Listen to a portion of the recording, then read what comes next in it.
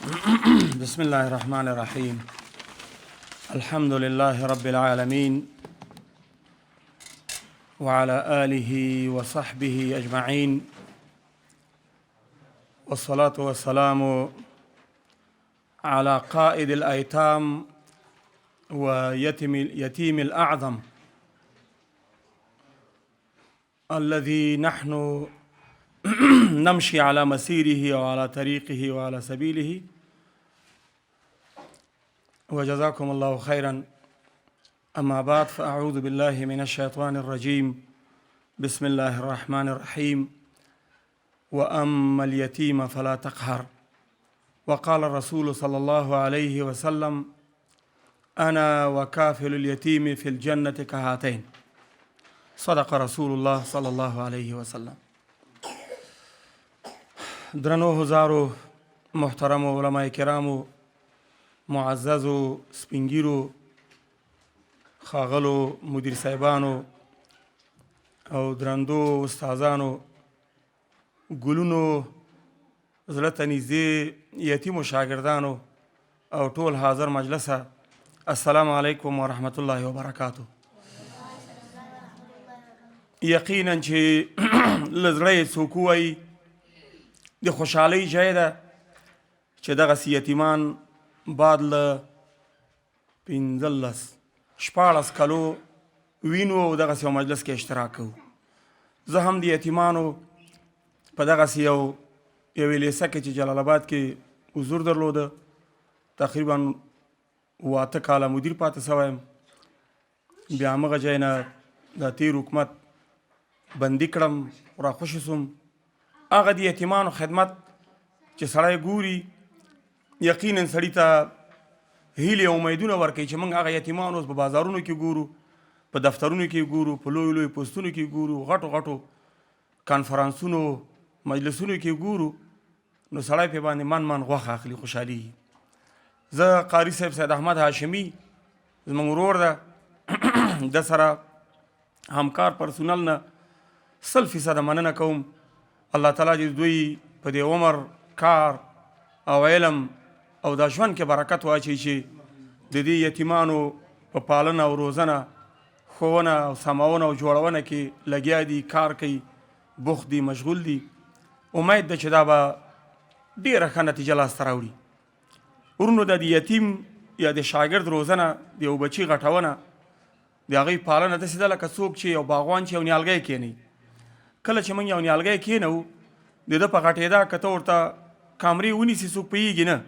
الله په قدرت غټېږي او وړه کې واړه واړه شمالونه قاطعي را قاطعي، شاید ماتې کې له بیخه یې وباسي.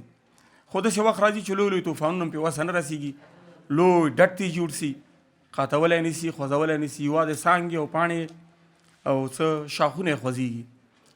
دغه سیستم چې دوی روان کړی دلته چلیږي، دا د یو کمې مودې کار ده، د یوې کمې مودې لاسته راوړنه ده.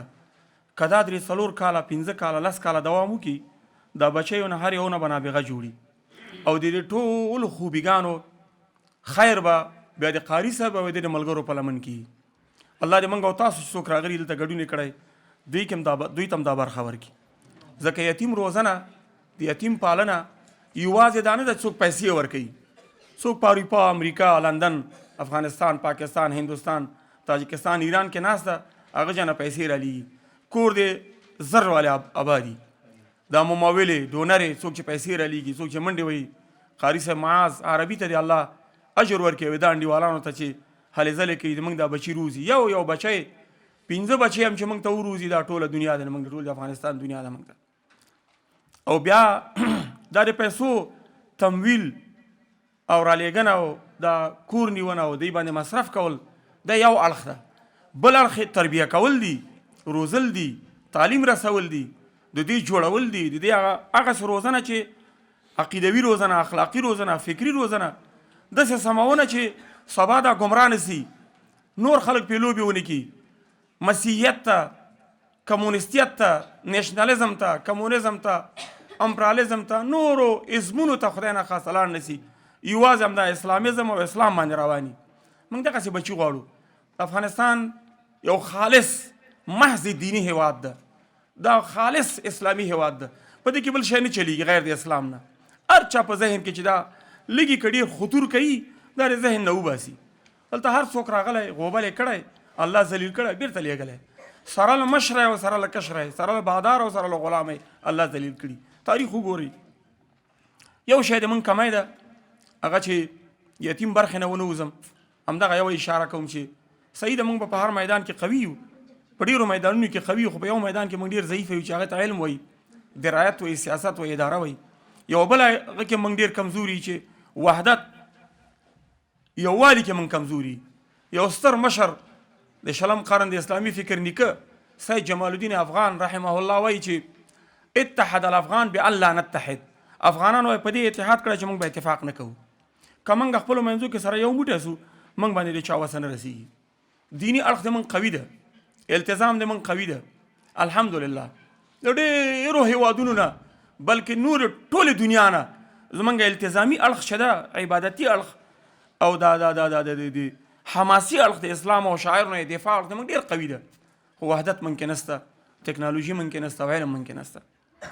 یوه یادوري کوم، لږ ټوکې به موږ د یتیمانو سره که د سپین ږیري به نه خفه کېږي، صحیح ده هاشمي صاحب.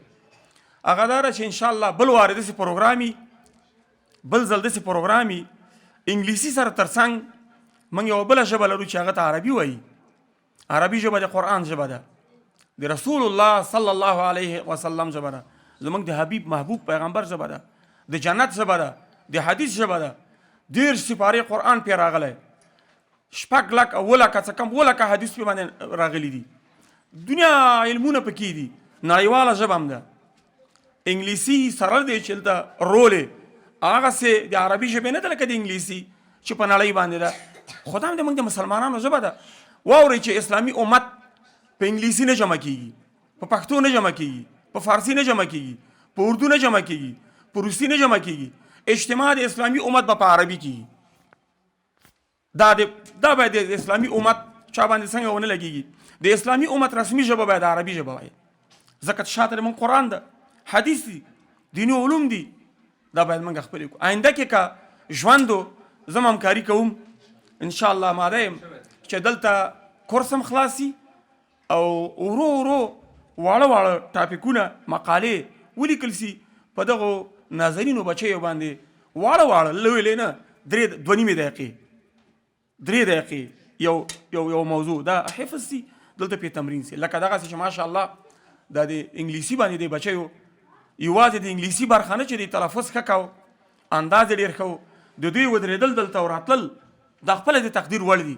دا مشران ناست دي دلته چې دوی راغلل او دا خبره یې کوله، هر یو دا د سړي زړه ته یو امید راته چې انشاءالله په دې بچیو کې دا استعداد شته چې زموږ لغمان به اداره کوي او الله دې په دغه یتیمو بچیو اداره کړي.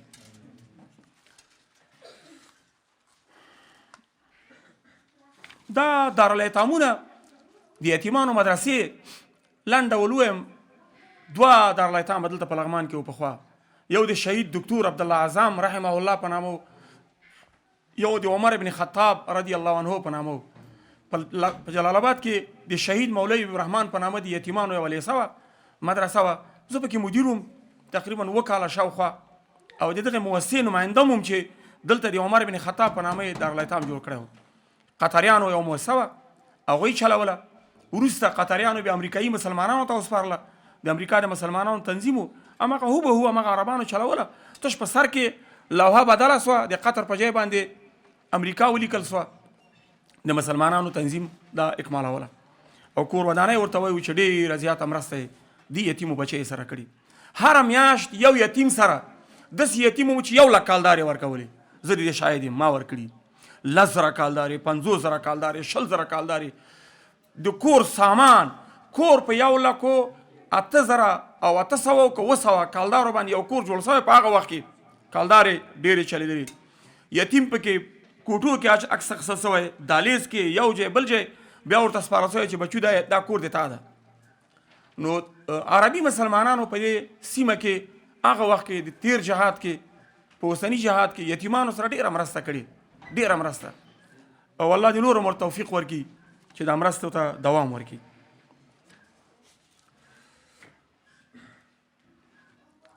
یوازې په لغمان کې یو دارالایتام ده، هغه ته دا د حیات دارالایتام وایي. خدای نه خاصه قدم د موږ له لاسه ووته، د یتیمان به ټول په کوڅو کې ګرځي.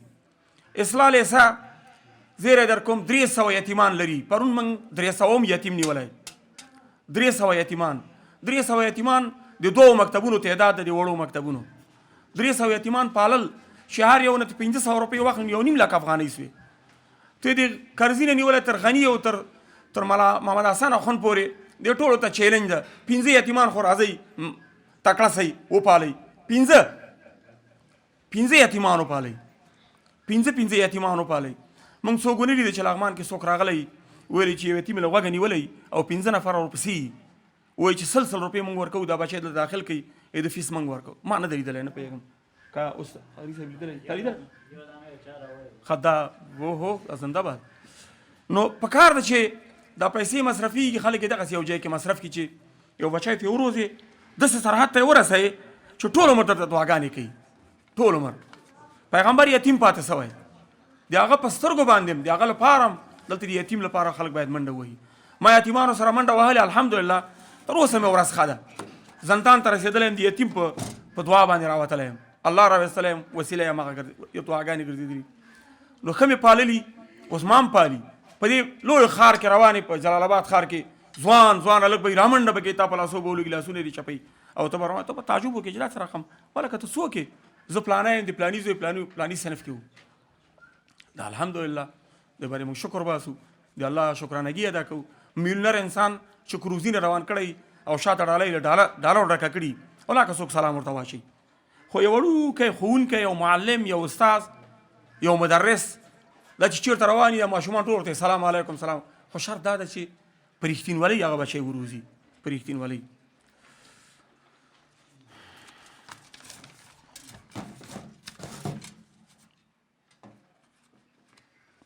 ما وویلې که دغه واړه فعالیتونه چې دلته دوی روان کړي دا همداسې دوامداره او متواصلي، د دې نتیجه به تاسو وګورئ. که 15 کاله بعد موږ ژوندي وو، همدغه حالت کې وو، ژوند دی موږ دلته به راسو، تاسو به وګورئ چې دومره قوي ځلمیان ځوانان دغه بچی نه جوړ سوي چې هر یو ورته ګوته به غاښئ چې دا څنګه وروزل سو. ما مخکې د نیالګي مثال ورکړی، دا به داسې رواني انشاءالله داسې تدریجي ډول باندې، ځکه یې د اساس چې ده قوي ښودل سوی، پوخ یې ښودل سوی او د پخو خلکو په لاس کې ده. امید ده چې انشاءالله دا پاخه خلک به خپله ایمانداري نور هم ښیي. موږ هم ورسره من حیث مشاورین همکارۍ ته حاضر یو، څومره هم چې وس رسېدل هغه ته یې نه سپموو.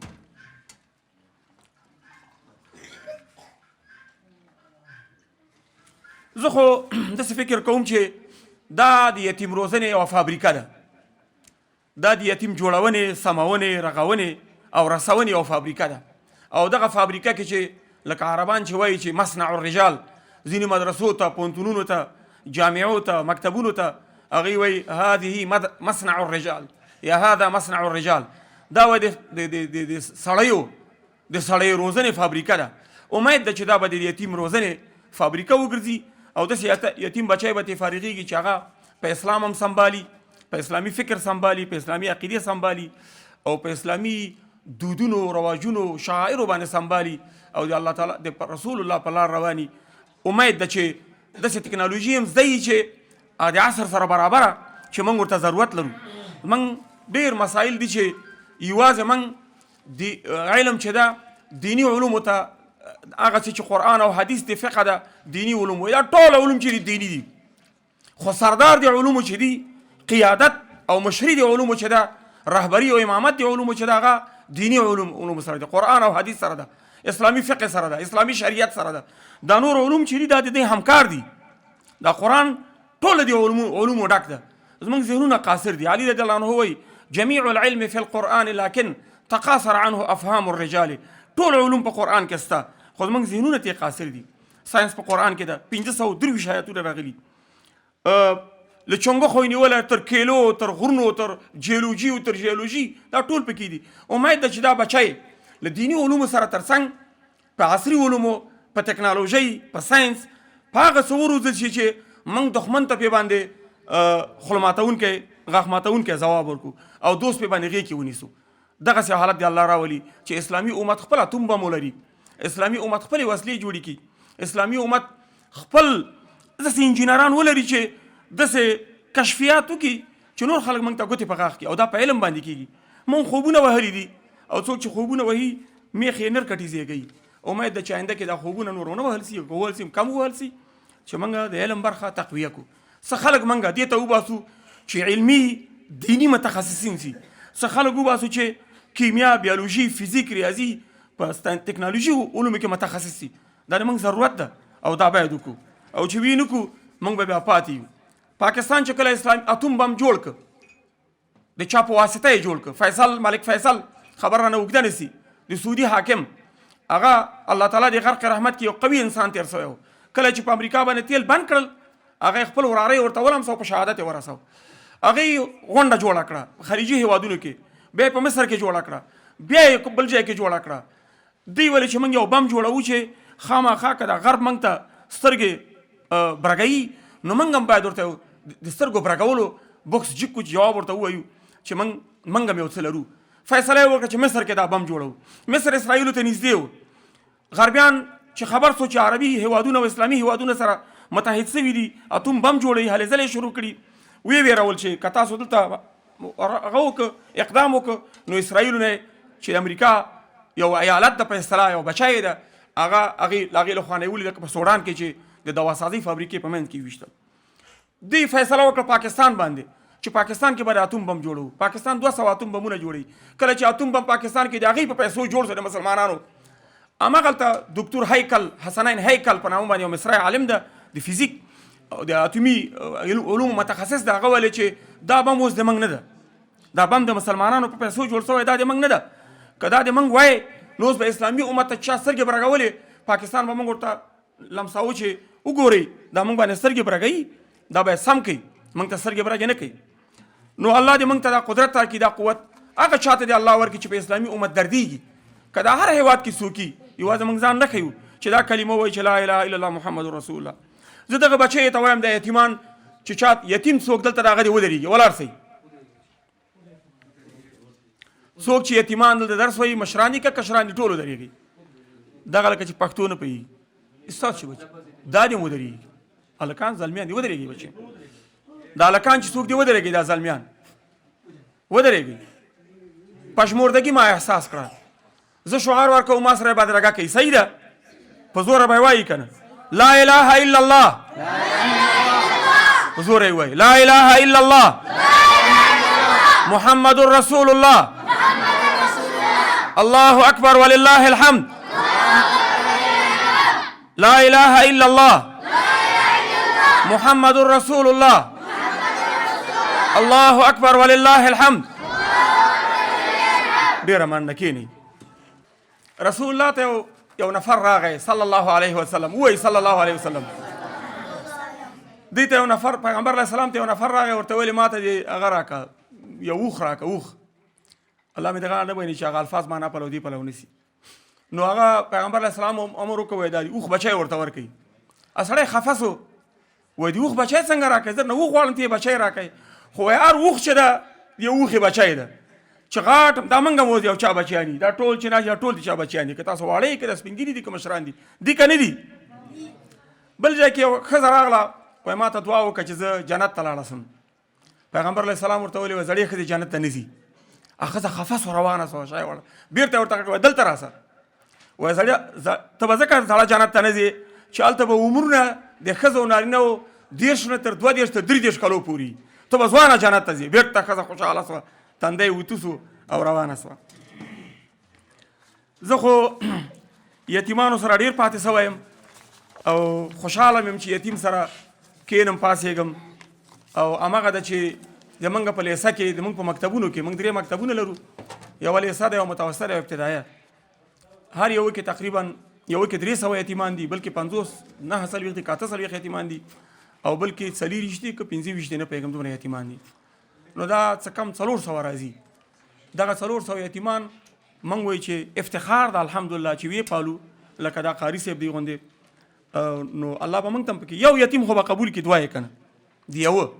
لکه بل ورځ ما یو قمندان ته ویلي، یو جهادي قمندان ته، مال د تا به الله تعالی 1 ساعت پیرداري قبوله کړي. حدیث کې راځي پیغمبر علیه السلام وایي لغدوة فی سبیل الله او روحة خیر من الدنیا وما فیها.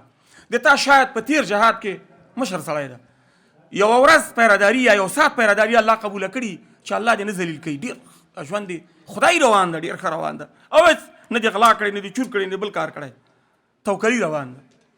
نو دا یتیمان چې چا وپالل او ښه یې وپالل، الله به انشاءالله هغه سره مرسته کوي. ځکه پیغمبر علیه السلام وایي من کان لله کان الله له. څوک چې د الله د دین په مرسته کې او د الله بندګانو په مرسته کې سو، الله دې ده سره مرسته کوي. زه دغه بچي چې دې نه فارغان سوي دي، اول جناب هاشمي صاحب ته او بیا د دوی استادانو ته او پرسونل ته او دوی بچیو ته او د دوی اولیاو ته مبارکي وایم. الله تعالی دې د دوی په ژوند، مال او عزت او او او او او کورنیو کې برکت واچوي. امید ده چې آینده پروګرام وي دلته د عربي یو څه برخه هم وسي. اوس عربي ژبه چې ده دا داسې د توربوري خو روانه ده که نه، پخوا نه توربوري خو هغه د رسول الله د وخت نه روانه ده تر ننه پورې وهوی ډغرې دي، کله دوی مخکې کله موږ مخکې، 14مې 15مې پیړۍ پورې، 15مې نیمایي پیړۍ پورې، میلادي پیړۍ پورې موږ حاکمانو، وروسته راباندې دوی حاکمان سوي. یو وخت کې به چې د اسلامي خلافت لښکرې یا د عثماني خلافت لښکرې چې د رسول الله جانشین صلی الله علیه وسلم، اروپایان خبر سو چې د عثماني خلافت لښکرې را روانې دي، جیوش الجراره په عربي کې ورته وایي، د هغوی به دا پښې داسې لړزېدلې. څو کاله مخکې د موږ هم چې د ښار کې به څوک ګرځېدل ټانکونو هغو سره، نو خلکو به لیدل د خلکو به پښې لړزېدلې. والي صاحب به خپل کروزي نه لنګوزر خامې ته ښکته کو، جوالي صاحب به خپله کراچۍ خامې ته ښکته کوله، تر څو چې د پوخ سړک باندې استعمار لاړ سي او زورور لاړ سي او دا ښکرور او زناور لاړ سي. الله مات کړل، الله وشرمول، الله ذلیل کړه. موږ دپاره بیا دویمه برخه دا ده چې د قلم، کتاب، فرهنګ، درایات، یتیم روزنه، بچی روزنه، تعلیم او تربیه، مسجد قوي کونه. مسجد چا چې مسجد قوي که، په کوم ملک کې چې مسجد قوي و، امام قوي و، هغه ملک د کږو لارو باندې نه ځي. په کوم کور کې چې مور او پلار قوي و، هغه کور کږو لارو باندې نه ځي. په کوم کور کې چې کوم مکتب او مدرسه کې چې معلم قوي و، هغه بچی نه کږېږي. نو بناء دا درې شیان اساسي شیان دي د روزنې لپاره، د اساسي شیان: یو امام په مسجد کې، معلم په مدرسه او مکتب کې، او والدین پلار او مور په کور کې. دا درې نفره دا یو مثلث ده.